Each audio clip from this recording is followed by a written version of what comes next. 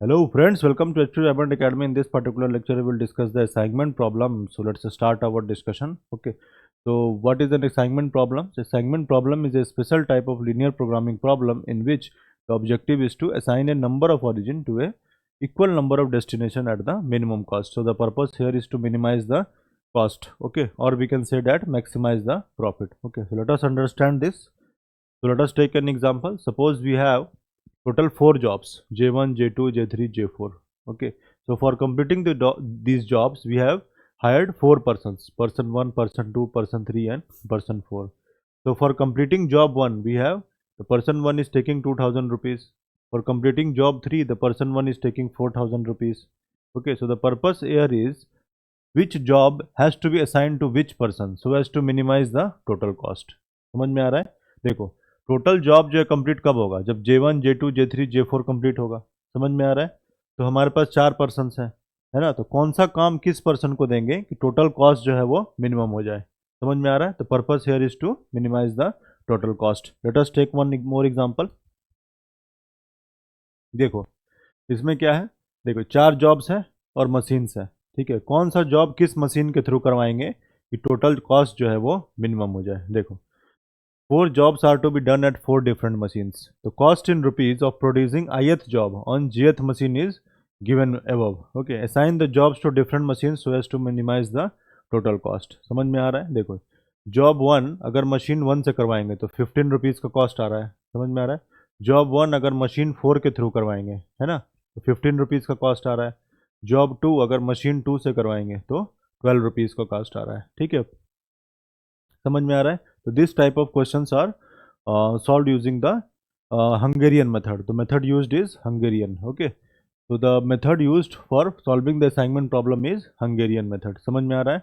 So the purpose here is to minimize the total cost or maximize the profit. Okay, so for ease of understanding let us solve this question, okay, using this Hungarian method. Okay,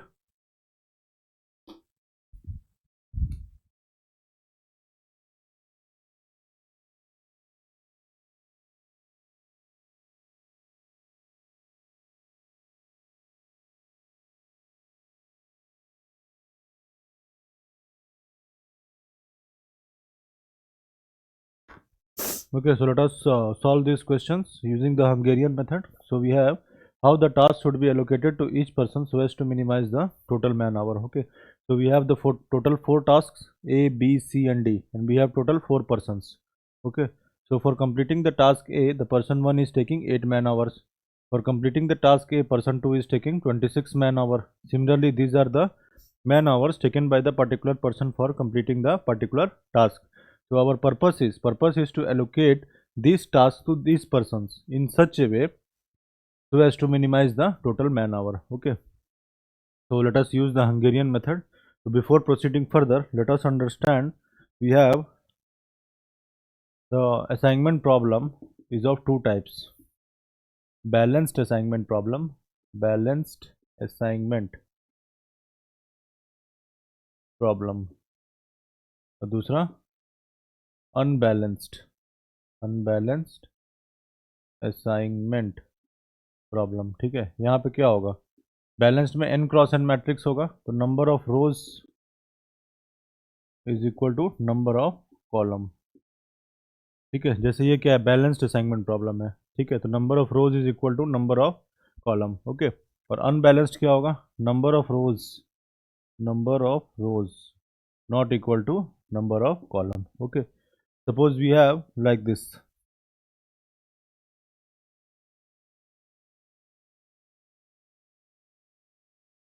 task A B C D, person 1, person 2, person 3। ठीक है, अब देखो यहाँ पे क्या है, जो task है हमारा 4 टास्क है लेकिन पर्सन कितने हैं, 3 है ना, तो नंबर ऑफ रोज 4 है और कॉलम 3 है। तो इसको बैलेंस करने के लिए क्या करना पड़ेगा, एक आर्टिफिशियल कॉलम ऐड करना पड़ेगा, है ना। Artificial person P4 we have to place here and the cost we have to assign in this dummy column as 0। ठीक है, these are the person, these are the task, और यहाँ पे cost मान लो, ले लो 3 4 2 7 8 9 6 4 7 8 9 10।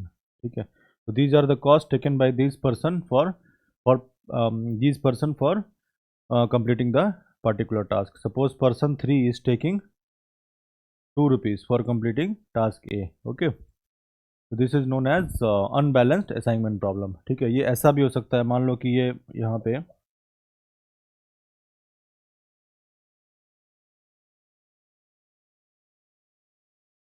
Like this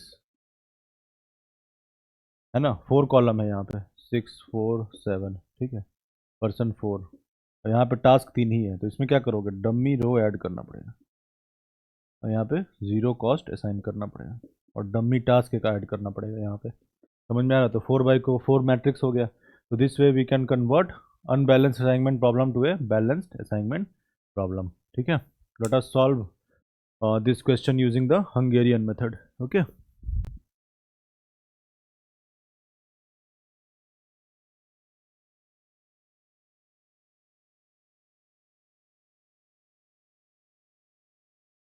okay, so we have step 1. Okay, before proceeding toward the solution, let us write down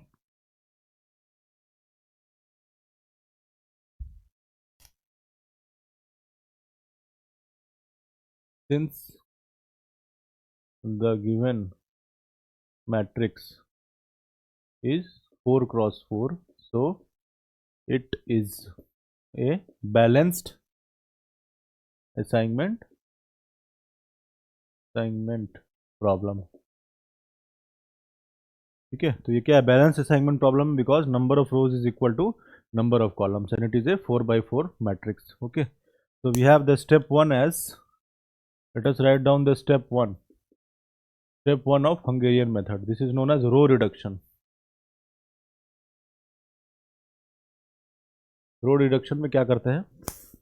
We have to subtract the smallest element of this particular row from all these elements of this corresponding row. ठीक है, so इसमें देखो ये रो ले लो, first row ले लो, ठीक है, first row में स्मॉलेस्ट एलिमेंट कौन सा, 8 है, तो 8 को सारे एलिमेंट्स में से सब्सट्रैक्ट करना है. This is known as row reduction. So let us draw the matrix once again.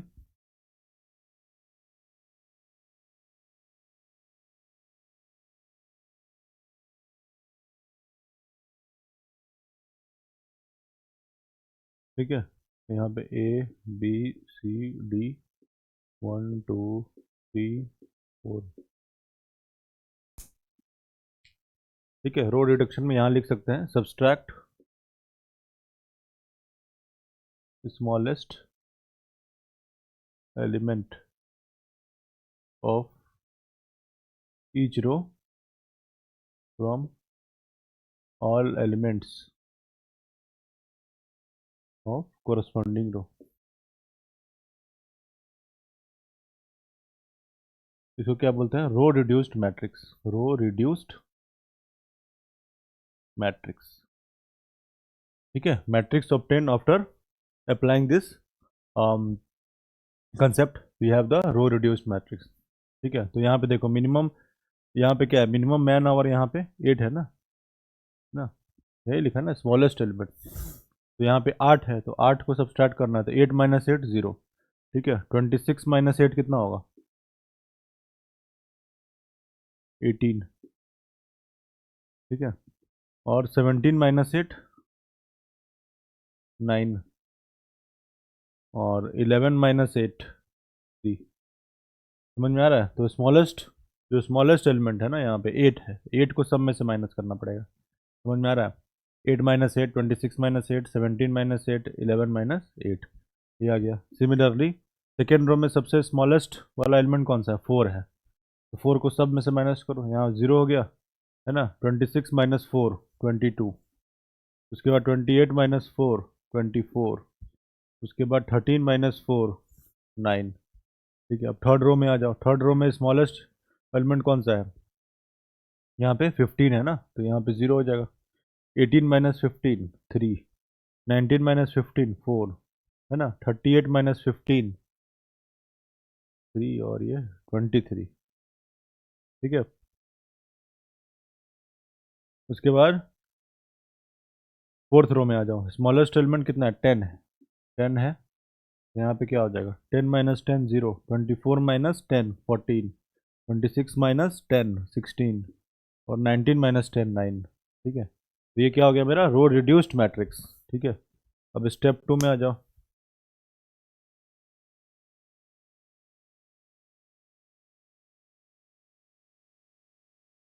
Column reduction.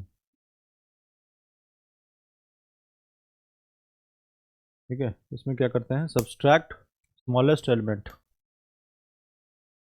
Subtract smallest element of each column from all elements of that corresponding column. ठीक है, इसको बोलेंगे column reduced matrix, matrix obtained after this application. देखो,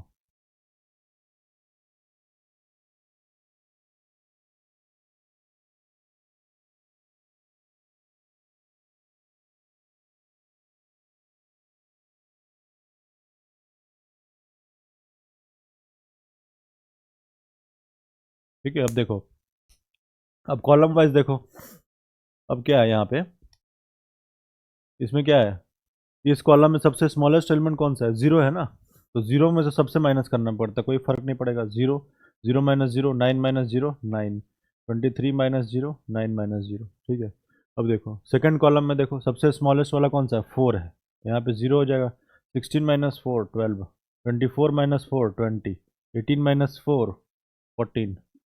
ठीक है, third column में देखो zero है तो कोई फर्क नहीं पड़ेगा, जीरो, 9 - 0, फिर 3 - 0 14 - 0। फोर्थ कॉलम में जीरो है, यहाँ पे जीरो सबसे स्मॉलेस्ट है, सब में से माइनस करने पे वही होगा, 3 22 0 0। ठीक है, ये स्टेप 2 हो गया। Let us proceed further.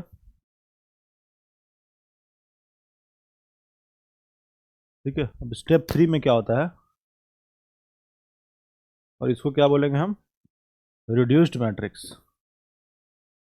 Reduced matrix,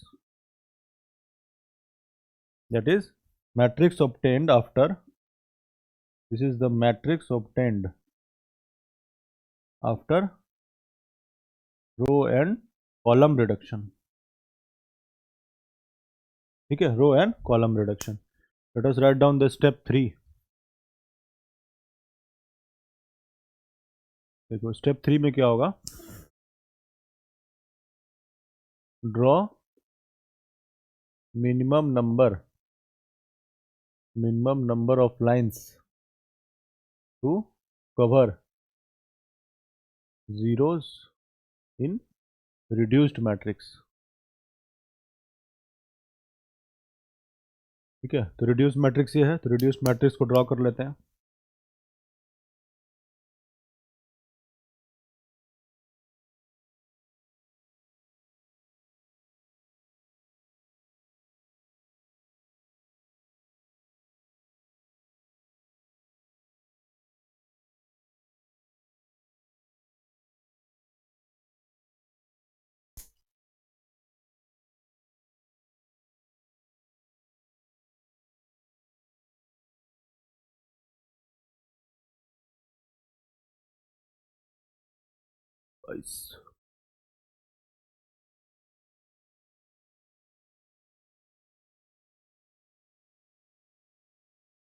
ठीक है, क्या लिखा है, draw minimum number of lines to cover zeros in the reduced matrix. ठीक है, लाइंस को इस तरह ड्रॉ करना है कि सारे जीरोज हैं कवर हो जाए। ठीक है, तो देखो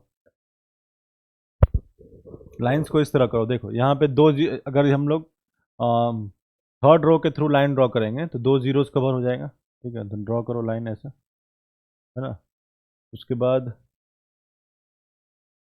फोर्थ कॉलम के थ्रू ड्रॉ करेंगे लाइन, तो दो जीरो कवर हो जाएगा, है ना। अब देखो यहाँ पे एक ही जीरो कवर हो रहा है, तो फर्स्ट रो के थ्रू ड्रॉ करेंगे, यहाँ पे भी एक जीरो कवर हो रहा है, तो थर्ड रो के थ्रू, थर्ड कॉलम के थ्रू, सॉरी थर्ड कॉलम के थ्रू लाइन ड्रॉ करेंगे। ठीक है, तो नंबर ऑफ लाइन्स कितना हो गया, 1 2 3 4, तो क्या होगा number of lines is equal to order of matrix, order of matrix. ठीक है, ये प्रोसेस है, प्रोसेस फॉलो कर रहा है इसका, हंगेरियन मेथड का। ठीक है, तो number of lines is equal to order of matrix, hence optimal assignment of zeros is possible. ठीक है, नंबर ऑफ लाइन्स अगर ऑर्डर ऑफ मैट्रिक्स के इक्वल आ जाए, hence we can start our assignment. अगर ये नहीं आ रहा है, ठीक है, तो इसके लिए अलग प्रोसेस है, वो हम लोग आगे देखेंगे। ठीक है, तो स्टेप 3 में क्या करना है, draw minimum number of lines to cover zeros in reduced matrix. ठीक है, let us go through the step 4।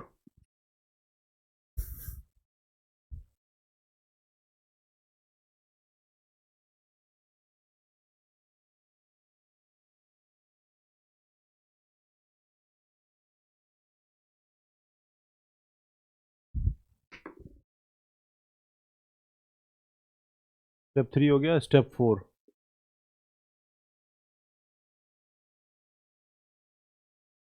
Start assignment of zeros.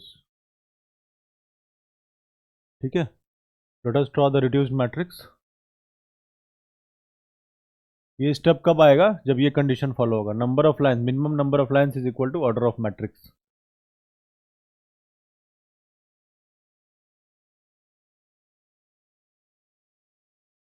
ठीक है, A B C D, 1 2 3 4, these are the task. ठीक है, अब देखो 0 14 9 3 9 20 0 22 23 0 3 0 9 12 14 0। ठीक है, अब देखो कैसे असाइनमेंट कैसे करते हैं, देखो दिखाता हूँ मैं। देखो रो वाइज स्टार्ट करेंगे, है ना। तो देखो फर्स्ट रो में क्या है, सिंगल जीरो है, तो यहाँ पे असाइनमेंट कर देंगे। ठीक है, और इस, जैसे इसमें असाइनमेंट किया ना, तो इस कॉरस्पॉन्डिंग कॉलम में और कोई जीरो नहीं होना चाहिए, अगर जीरो मिल गया तो उसको क्रॉस करेंगे। ठीक है, तो फर्स्ट रो में एक असाइनमेंट हो गया, सेकंड रो में देखो, सेकंड रो में एक जीरो है, तो यहाँ असाइनमेंट कर देंगे। और इस कॉलम में कोई जीरो है नहीं है, अगर होता तो हम क्रॉस कर देते। थर्ड रो में जाओ, थर्ड रो में क्या है, देखो दो जीरो है, तभी असाइनमेंट नहीं कर पाएंगे।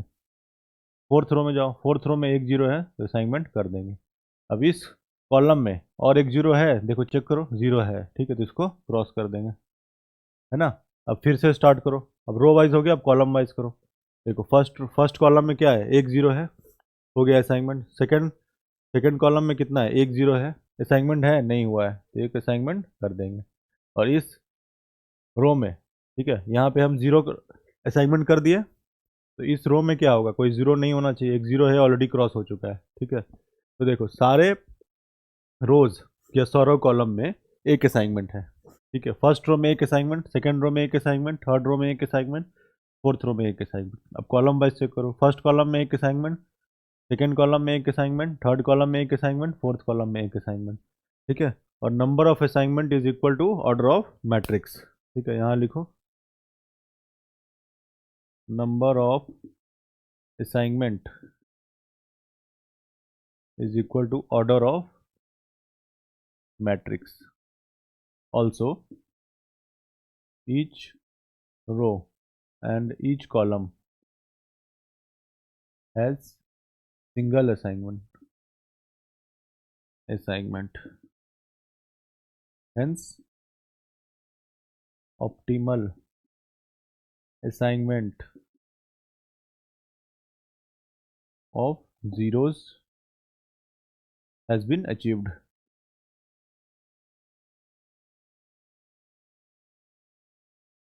समझ में आ रहा है। तो देखो अब असाइनमेंट क्या हुआ, टास्क ये था और ये पर्सन था। ठीक है, तो टास्क ए जो है वो किसको असाइन किया हमने, फर्स्ट पर्सन को। टास्क बी किसको असाइन किया है, यहाँ पे देखो थर्ड पर्सन को। टास्क सी ये किसको असाइन किया है, टास्क सी सेकेंड पर्सन को, है ना। और टास्क डी किसको असाइन किया है, फोर्थ पर्सन को। समझ में आ रहा है। अब इसके साथ मैन आवर लिख लो, for getting the minimum man hour. देखो, टास्क ए फर्स्ट पर्सन को है, ठीक है, तो उसके कॉरस्पॉन्डिंग मैन आवर कितना है, 8 है ना। मैन आवर यहाँ लिखो, कितना मिनिमम मैन आवर लगेगा, 8 है, ठीक है। उसके बाद टास्क बी थर्ड को दिया गया है, टास्क बी थर्ड को दिया गया है, तो यहाँ पे 4 है ना, 4 मैन आवर है ना, टास्क बी थर्ड को दिया तो 4 मैन आवर लग रहा है। टास्क सी सेकंड पर्सन को दिया गया है, सेकंड पर्सन को, तो 19 मैन आवर लग रहा है। टास्क डी किसको दिया गया है, फोर्थ पर्सन को, तो कितना मैन आवर लग रहा है, 10।